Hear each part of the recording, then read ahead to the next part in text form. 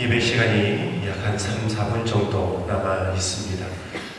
특별히 오늘은 예수님의 고난을 기념하는 고난주일, 종료주일로 지키는 날입니다.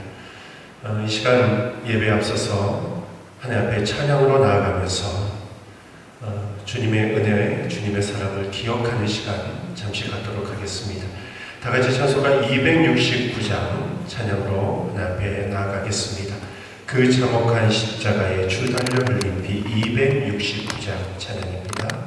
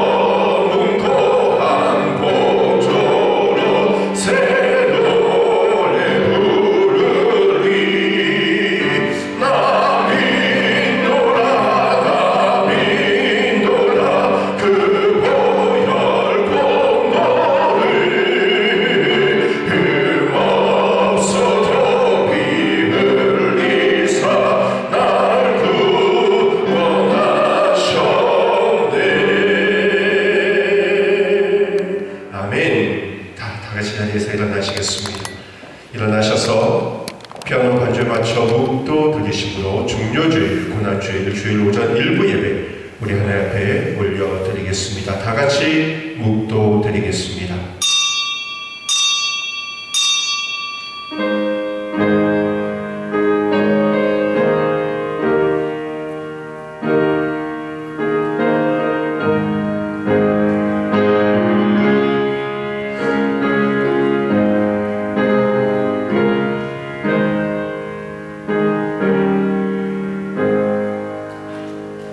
그가 찔림은 우리의 허물 때문이요 그가 상함은 우리의 죄악 때문이라.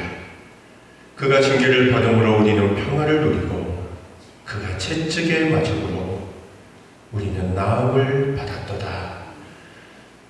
하나님 아버지 감사합니다.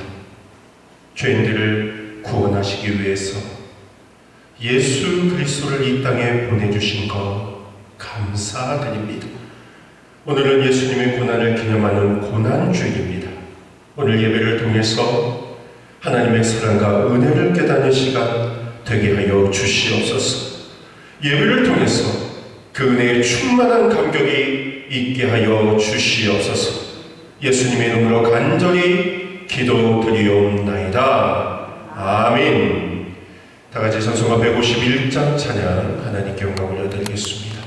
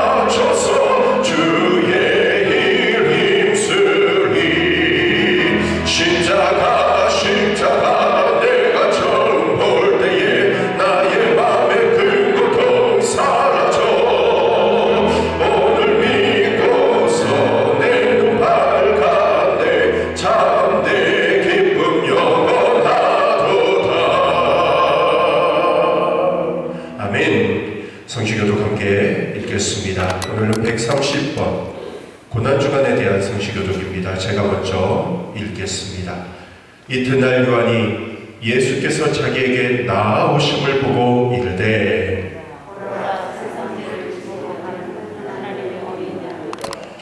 그날의 죄와 더러움을 씻는 셈이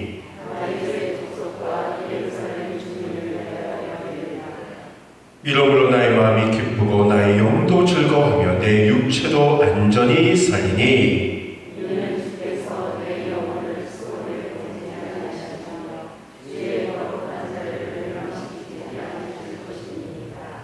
주께서 생명의 길을 내게 보이시리니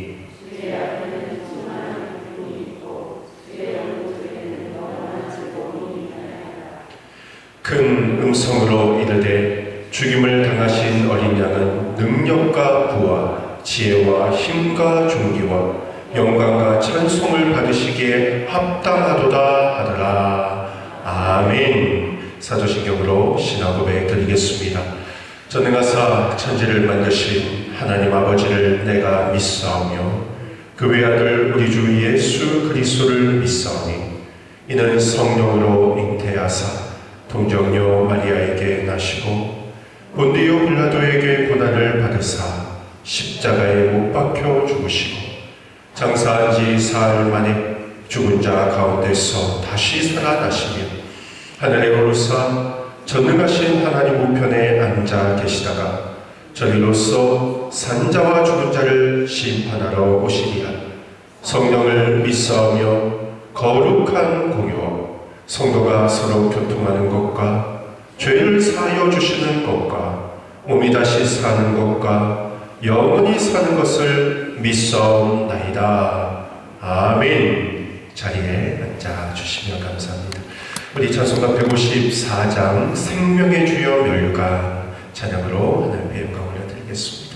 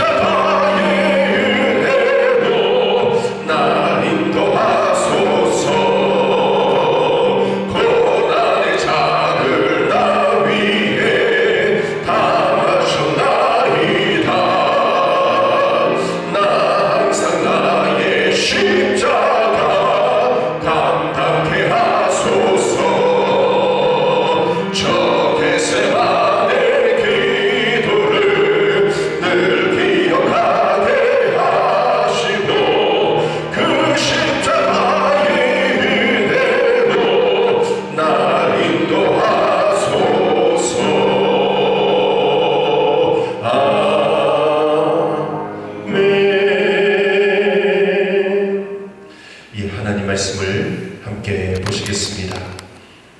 오늘 우리에게 주신 하나님의 말씀은 고린도전서의 말씀입니다. 고린도전서 1장 18절, 신약성경으로는 264페이지에 위치해 있습니다.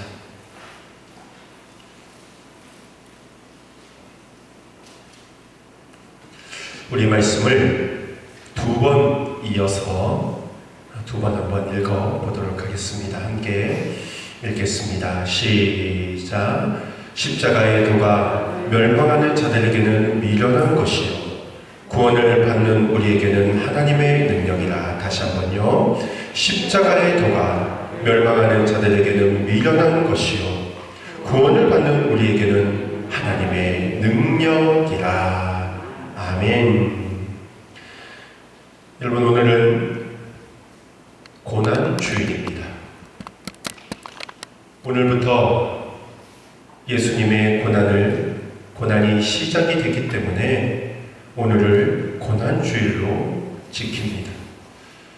그리고 오늘은 예수님께서 이 고난을 받기 위해서 예루살렘 성으로 입성한 날이기도 합니다. 그 예루살렘 성에 입성할 때 많은 군중이 나와서 종려나무 가지를 예수님 앞에 깔고 예수님을 환영을 했습니다. 그래서 오늘을 고난주일이라고도 하고 종려주일이라고도 말을 합니다. 아주 기독교에서는 아주 뜻깊은 그리고 의미 있는 주일이 오늘 고난주일입니다. 이 고난주일을 맞이하면서 성도님에게 질문 하나를 드리고 말씀을 시작을 하려고 합니다. 여러분, 우리는 지금 기독교라는 종교를 믿고 있습니다. 자, 그렇다면 성도님들이 생각하기에 가장 기독교적인 것이 무엇이라고 생각을 하십니까? 가장 기독교적인 것. 다른 말로 질문 드릴까요? 기독교 신앙에 있어서 가장 중요한 핵심이 뭐라고 생각을 하십니까? 가장 중요한 핵심.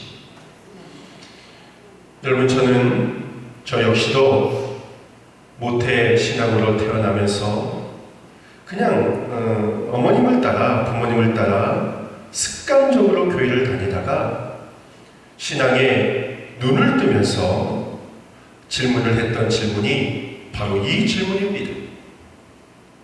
내가 지금 교회를 다니고 내가 지금 기독교를 믿고 하나님을 믿고 있다고 하는데 이 신앙의 핵심이 무엇인가? 내가 지금 믿는다 말은 하는데 도대체 나는 무엇을 믿는 사람이고 또 무엇을 믿으면서 살아야 될 사람인가? 이 질문에 눈을 뜨기 시작했습니다.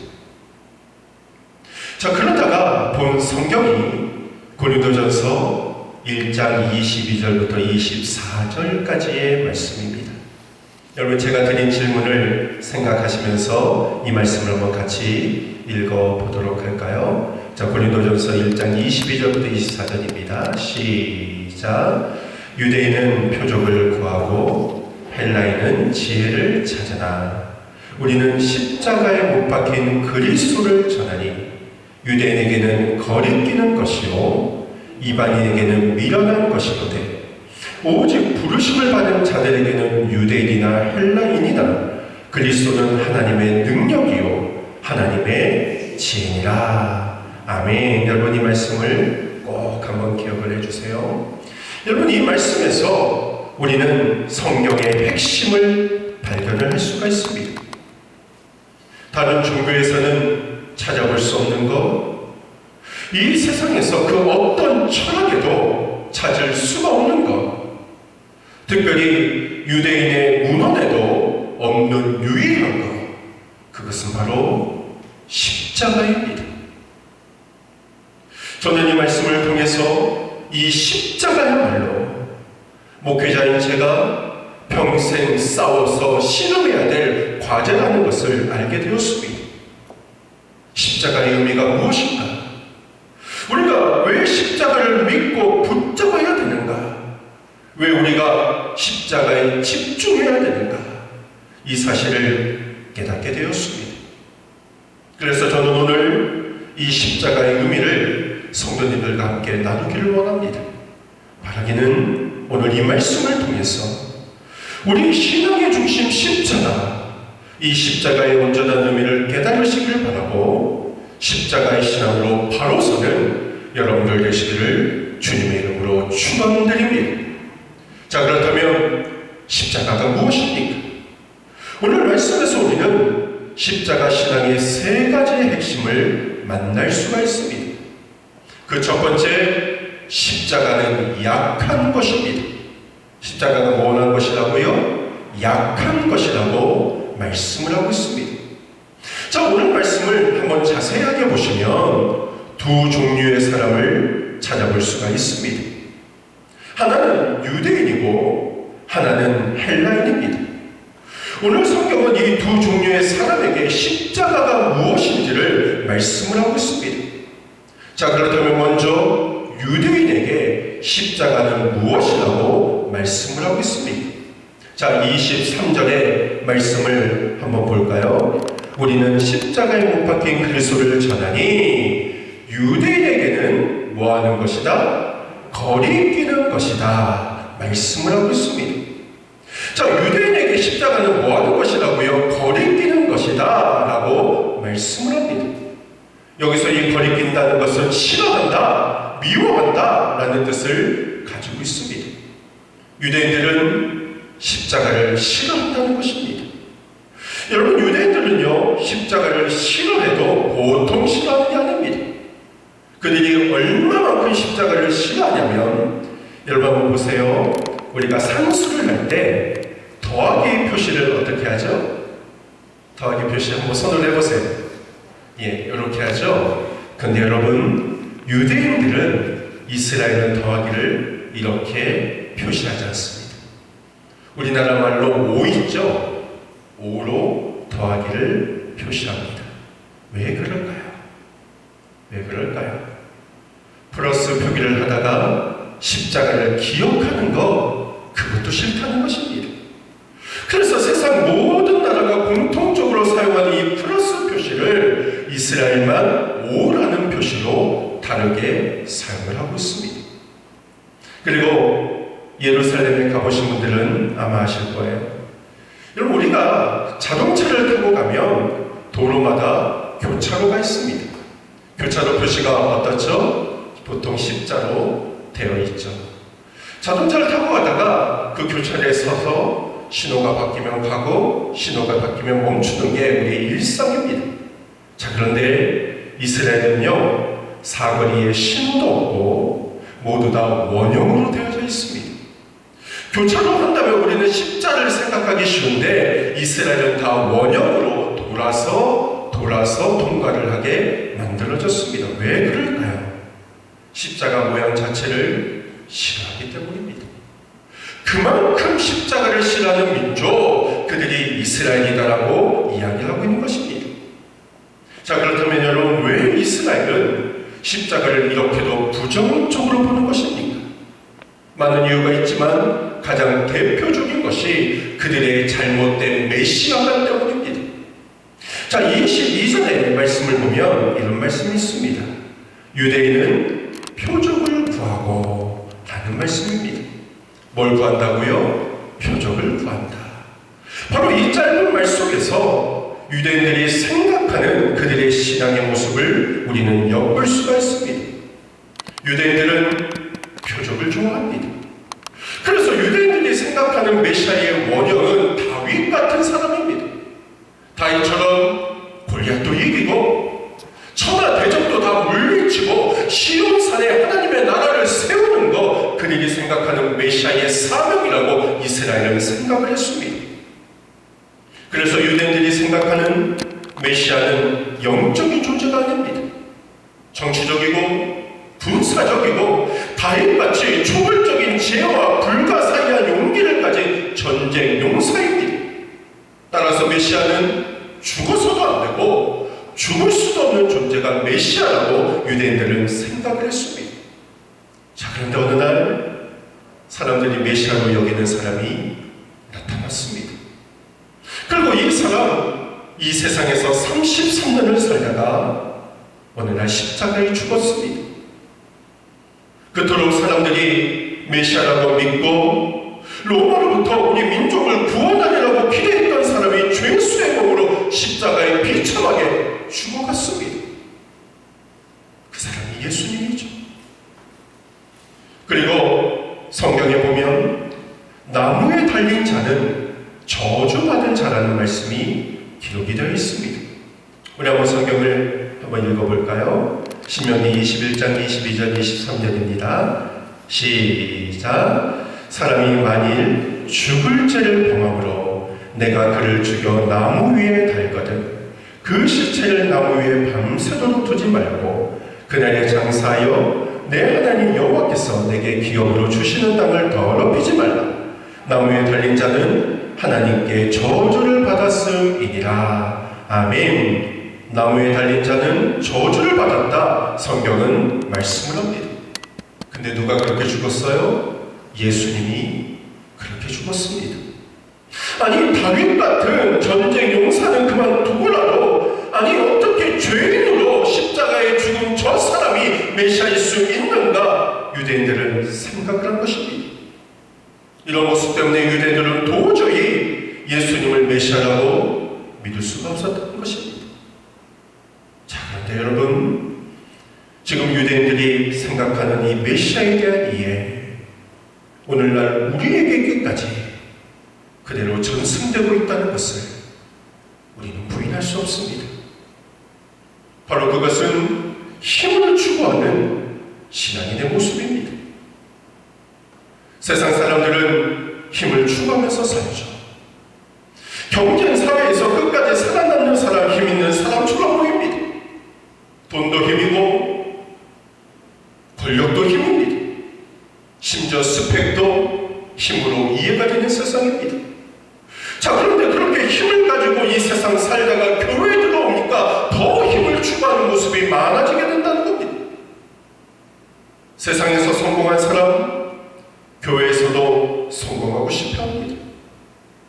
교회에서 봉사 많이 하고 헌금 많이 하면 교회에서 힘이 생긴다라고 생각을 합니다. 그렇게 하면 사람들이 많이 알아주고 금방 사람들 앞에 세워주는 줄 알려고 하는 사람들이 많이 있다는 것입니다. 그러나 여러분, 예수 믿는 목적은 결코 성공이 아닙니다. 우리가 예수 믿는 목적을 나의 성공으로 둘 때 우리는 이 힘의 신앙에 빠지기가 쉬운 것입니다. 교회 직분을 섬기기 위해서가 직분으로 삼는 것이 아니라 나의 교회 안에서의 신분 상승의 기회로 삼을 때 우리는 이 신앙에 빠지기가 쉬운 것입니다. 그러나 여러분, 십자가는 본래 약한 사람이 지는 것입니다. 옛날 십자가는 노예나 종이 졌습니다. 십자가의 신앙은 약함의 신앙입니다. 강한 자가 되려고 십자가를 지는 것이 아니라 약한 자가 되려고 우리는 십자가를 지는 것입니다. 그런데 여러분, 오늘날 이 시대의 교회 문제는 바로 이 약해지지 않은 데 있다는 것을 우리가 깨달아야만 된다는 겁니다. 교회는 너무 강해졌습니다. 세상을 정복할 것처럼 소리치고 있는 것이 오늘날의 교회입니다. 그러나 아이러니하게도 세상은 이런 교회를 좋아하지 않습니다.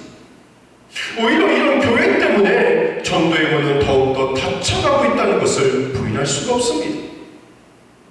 사랑하는 성도 여러분, 우리에게 정말 필요한 것은 남을 무릎 꿇게 하는 그런 힘이 아닙니다. 내가 무릎 꿇는 힘이 우리에게는 필요합니다. 교회는 좀 더 부드러워져야 되고 신자는 좀 더 약해져야만 됩니다. 십자가의 신앙은 바로 우리에게 이러한 사실을 먼저 일깨워주고 있는 것입니다. 그리고 두 번째로 십자가의 신앙은 어리석은 것이라고 말씀을 하고 있습니다. 오늘 본문에 나오는 두 번째 사람은 헬라인이라고 기록이 되어 있죠. 자, 이 헬라인은 십자가를 어떻게 생각했다라고 나오죠? 22절 말씀을 다시 한번 보시면 헬라인은 무엇을 찾는다? 지혜를 찾으나 라고 기록을 하고 있습니다. 자, 여기서 헬라인은 그리스인을 뜻하고 있는 것입니다. 이 헬라인은 가장 지혜로운 사람들로 일컬어지고 있는 사람들이었습니다. 왜냐하면 이 그리스인 사람들에게서 철학이 나왔기 때문입니다. 우리가 잘 알고 있는 소크라테스, 플라톤, 아리스토텔레스 등이 이 그리스 철학의 황금기를 열었습니다. 자, 그런데 이 철학의 기본이 뭐냐면 합리성입니다. 그러니까 사람의 머리로 이해가 되고 그것을 받아들이는 것이 철학의 기본 베이스입니다. 자, 그런데 이 합리적인 사람은 뭘 못하느냐면 이 초월적인 것을 인정하지 않습니다. 모든 것을 눈에 보이는 대로 사람이 이해하는 대로 이해하는 것이지 초월적인 것을 이해하지 않는 것이 헬라인들의 특징입니다. 자, 그런데 어떻죠? 이 합리적인 눈으로 볼 때 십자가에 달린 저 죄수가 하나님의 아들이라고 말할 수 없다는 것입니다. 아니, 어떻게 죄수가 하나님의 아들이라고 이야기할 수 있겠는가라고 반문한다는 것입니다. 여러분, 이 십자가형은요, 당시 노예나 종들에게만 허용된 처형 방식이었습니다. 로마 시민권을 가지고 있으면 아무리 큰 죄를 지어도 이 십자가형은 절대로 받지 않습니다. 자, 그런데 하나님의 아들이 십자가에 죽었다는 거예요. 아니, 노예만 아니면 십자가형을 면제받을 수 있는데 어떻게 하나님이라는 분이 죄도 없이 십자가에 죽었는가? 라는 것입니다. 어떻게 그게 합리적인 이야기인가? 미련한 짓 아닌가? 생각을 했다는 것입니다. 그래서 23절에 보면 미련한 것이로되 라고 말하고 있죠. 이 미련한 것이로되라는 말의 헬라어는 모리야 라는 말입니다. 이 말은 야, 웃기지 마, 정신 나갔어 라는 뜻으로 해석이 가능합니다. 도저히 이해가 되지 않는다는 것입니다. 그 당시 그리스 사람들이 믿었던 그리스 신화에 나오는 신들도 결코 이렇게 어리석게 죽지 않았습니다.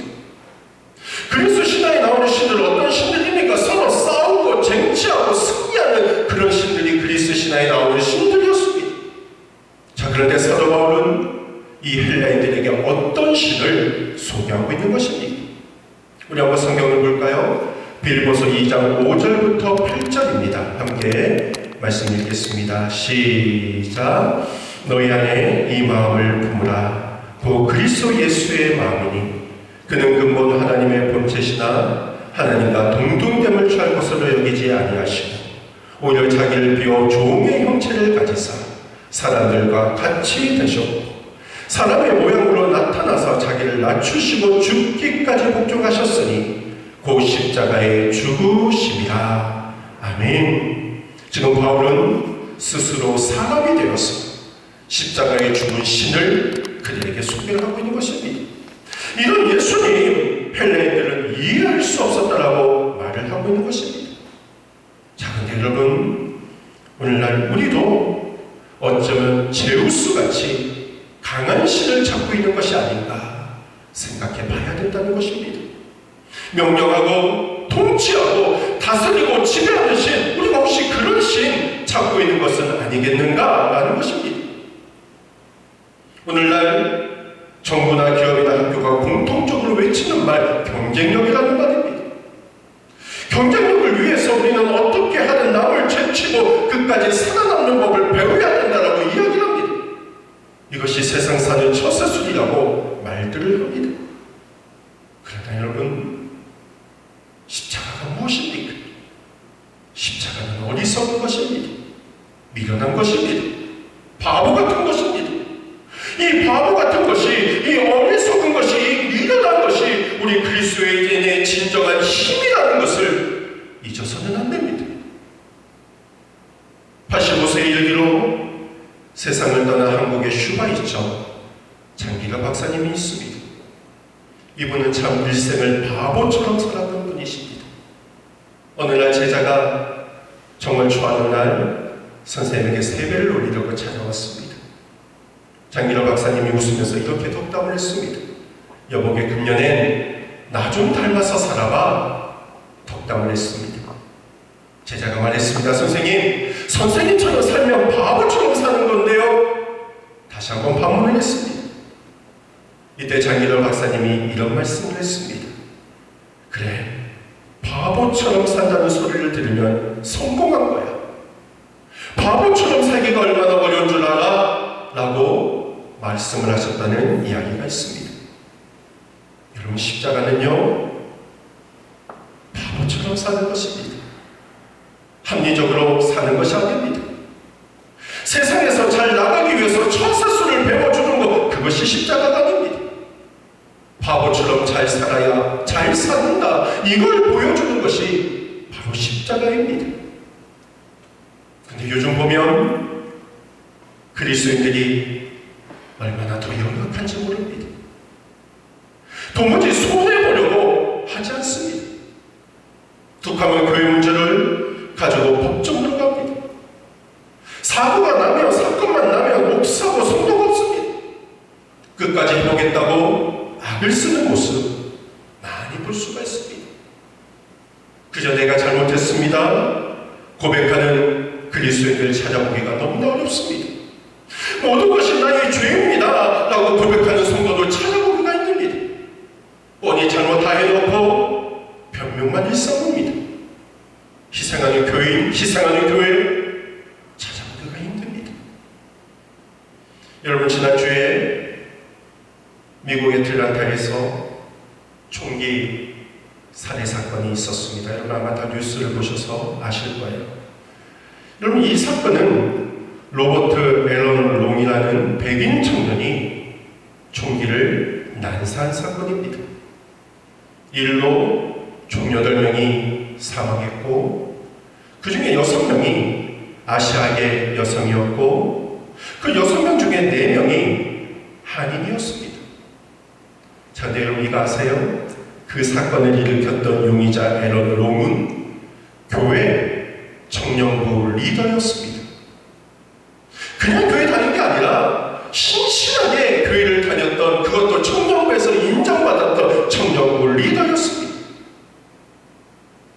이 사람이 다녔던 교회가 클레베풀 제1침례교회라는 미국의 전형적인 백인 교회였습니다. 제가 이번 주에 이 교회 홈페이지를 들어가 봤습니다. 홈페이지에 모든 정보는 다 폐쇄가 되었고, 이번 사건에 대한 교회의 입장만 홈페이지에 기재가 되어져 있었습니다. 자, 그런데 제가 그 교회의 입장을 읽어보면서 정말 실망할 수밖에 없었습니다. 그 교회 입장의 대부분이 어떤 내용이었냐면, 우리 교회에서는 앨런 롱, 그 사람이 저지른 행동에 대해서 어떤 교육도 한 적이 없고 모든 책임은 그에게 있다라는 내용으로 도배가 되어 있었습니다. 그의 사악한 행동과 욕망, 그 혼자만이 책임져야 된다면서 롱을 비판하는 내용들로 홈페이지에 장식이 되어 있었습니다. 여러분, 당연히 앨런 롱에게 교회가 그렇게 하라고 시켰겠습니까? 당연히 가르칠 리가 없죠.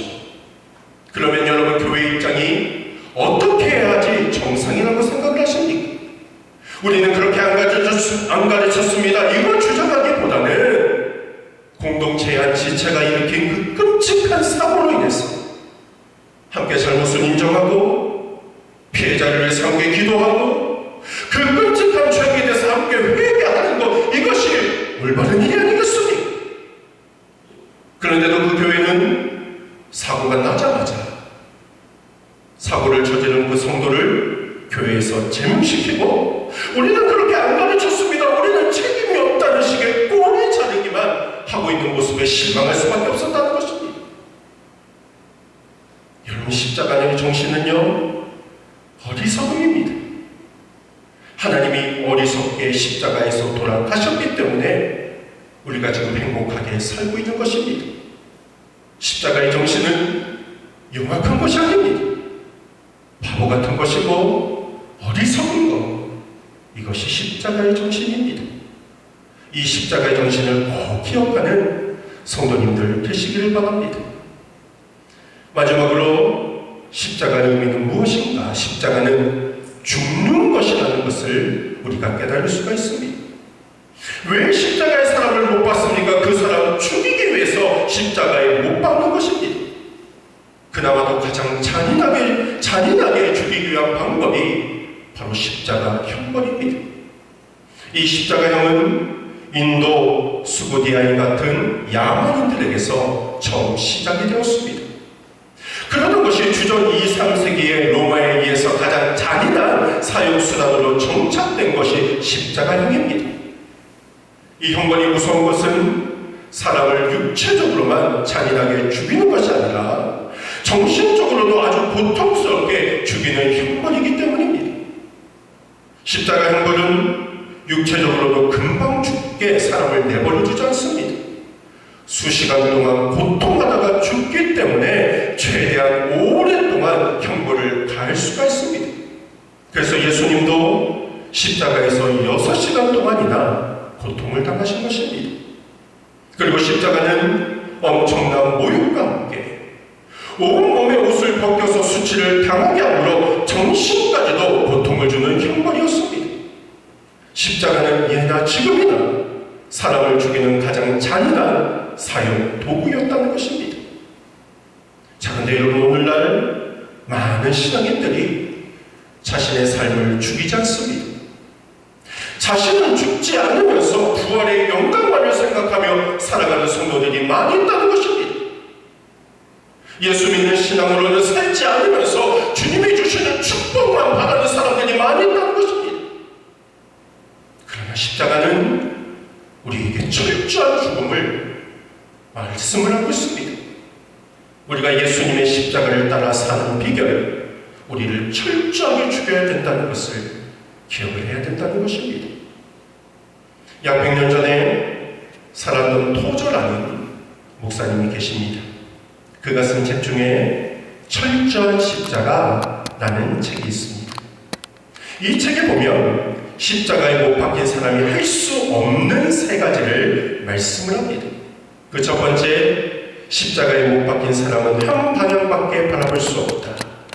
옆을 보거나 뒤를 돌아볼 수 없고 오직 앞만 바라볼 수밖에 없다.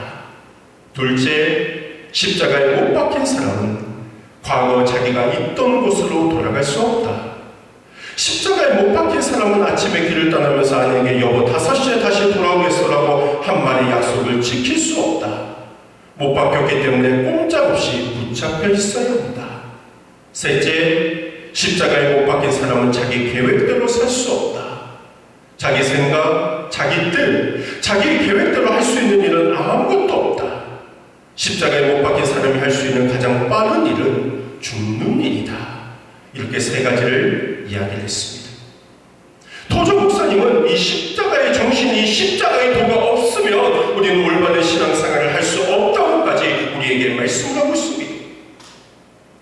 사랑하는 성도 여러분, 저는 오늘날 한국교회 친체와 일탈이 십자가에 죽으라는 이 복음의 명령을 따르지 않고 너무 쉽게 살려고 하기 때문에 일어난 일이라고 확신하고 있습니다. 먼저 목회자, 교회 성장을 자기 성공의 척도로 삼는 정과 욕심을 십자가에 못 박아야만 됩니다. 그리고 신자는 예수님을 세상에서 잘 먹고 잘 사는 나의 성공과 행복의 수단으로 삼는 정과 욕심을 십자가에 못 박아야만 됩니다. 이런 죽음 없이 부활의 영광만 찾는다면 그것은 잘못된 신앙이라고 말씀을 하고 있다는 것입니다. 사랑하는 성도 여러분, 거룩한 고난주일 우리 모두 함께 십자가에 가까이 가십시다. 십자가에 죽으신 예수님께 더 가까이 가시길 바랍니다. 십자가에 약한 자로 달린 예수님을 따라 가시길 바랍니다. 약해져야 강해지는 것입니다. 십자가에 어리석은 자로 죽으신 예수님을 따라 가시길 바랍니다. 어리석어야 지혜로워지는 것입니다. 십자가에 죄 없이 죽으신 예수님을 따라 가시기를 바랍니다. 죽어야 살아나기 때문입니다. 우리 다시 한번 22절과 24절을 다시 한번 읽으면서 말씀을 정리하겠습니다. 우리 말씀을 결론적으로 함께 읽겠습니다. 시작. 유대인은 표적을 구하고 헬라인은 지혜를 찾으나 우리는 십자가에 못 박힌 그리스도를 전하니 유대인에게는 거리끼는 것이요 이방인에게는 미련한 것이로되 오직 부르심을 받은 자들에게는 유대인이나 헬라인이나 그리스도는 하나님의 능력이요 하나님의 지혜니라. 아멘. 기도하겠습니다. 하나님 아버지 감사합니다. 고난주간 우리 신앙의 가장 핵심인 십자가의 의미를 생각해 보았습니다. 십자가는 약한 것이라고 말씀하셨습니다. 십자가는 어리석은 것이라고 말씀하셨습니다. 십자가는 죽는 것이라고 말씀을 할 수 있습니다. 이 신앙의 핵심 십자가의 의미를 우리가 몸소 온전히 깨닫게 하여 주시고 깨달음에 그치는 것이 아니라 이것을 삶으로 이어지게 하여 주셔서 더 그리스도의 빛과 소금의 역할을 감당하는 우리가 되게 하여 주시고 십자가의 정신으로 나아갈 때 어떤 하나님의 역사가 일어나는지 몸소 체험하는 우리 모든 성도님들 되어지게 하여 주시옵소서. 이제 한 주간 고난주간으로 지키는 가운데 있습니다. 경건되이 지내게 하여 주시고 다음 주 올 부활주일을 기쁨으로 맞이하는 우리의 모습 있게 하여 주시옵소서. 예수님의 이름으로 간절히 기도드리옵나이다. 아멘. 이 시간 다같이 찬송가 149장 찬양 드리시면서 여러분이 내어주신 헌금 하나님 드리도록 하겠습니다.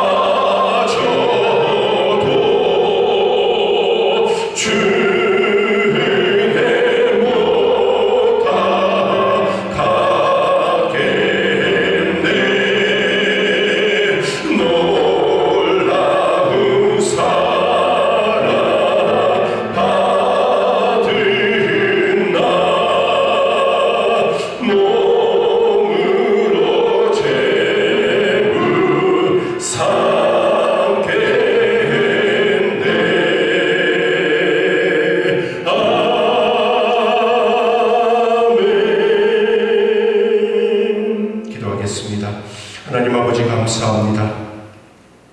죄로 인해 죽을 수밖에 없는 우리를 위해서 구원의 길 열어주시고자 예수 그리스도를 이 땅에 보내주시고 그분을 고난의 길로 인도하여서 구원의 길을 열어주신 하나님 아버지, 그 은혜의 진심으로 감사를 드립니다. 우리가 십자가의 의미를 묵상해 볼 때 그 십자가가 없었다면 우리의 구원도 없었다는 것을 기억을 하게 하여 주시고 그 십자가의 정신대로 우리가 살아가게 결단하는 우리 성도님들 되어지게 하여 주시옵소서. 이런 결단과 감사의 마음을 담아서 하나님 앞에 예물을 드렸습니다. 이 예물 온전히 받아주시고 이 예물을 통해서 하나님의 몸된 교회가 바로 세워지고 많은 이들에게 선교와 전도의 현장으로 나아가는 귀한 예물 될 수 있도록 축복하여 주시옵소서.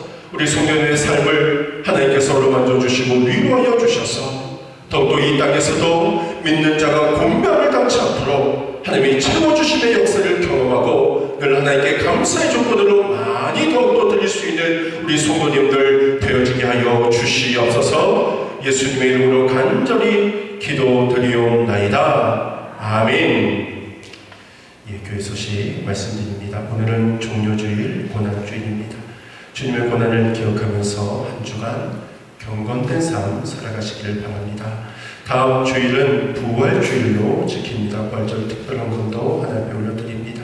우리가 이 부활절이 되면 우리 성도님들이 헌신해 주신 계란을 토요일날 삶아서 예쁘게 포장을 해서 성도님들에게도 드리고 주변에 전도용으로도 사용을 합니다. 이번 부활절에도 우리 성도님들의 헌신을 받습니다. 금요일까지 계란을 보내주시면 또 우리가 토요일날 우리 여전도회에서 헌신해서 계란을 삶고 포장을 하도록 하겠습니다.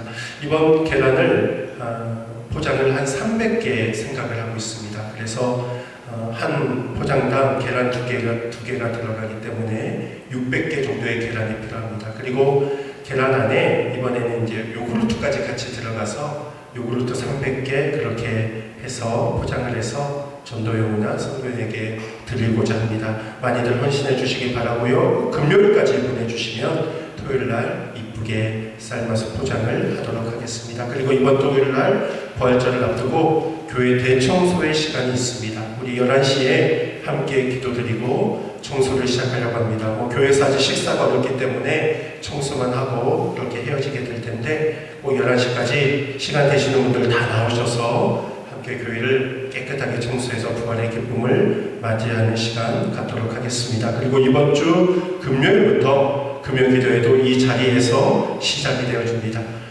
기도가 그동안 많이 부족했는데 이번 기회를 통해서 다시 한번 기도가 회복되어지게 달라고 많이들 참석해 주시고 기도해 주시면 감사하겠습니다. 광고 말씀 이상입니다. 자리에서 다 일어나 주시기를 바랍니다. 2021년 주제 찬양 교회여 일어나라 찬양드리고 축도로 예배를 마치도록 하겠습니다. 일어나라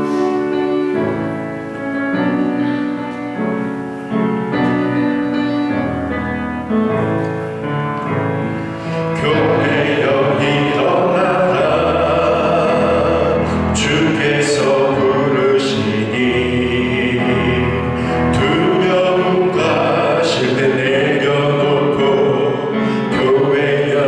일어나라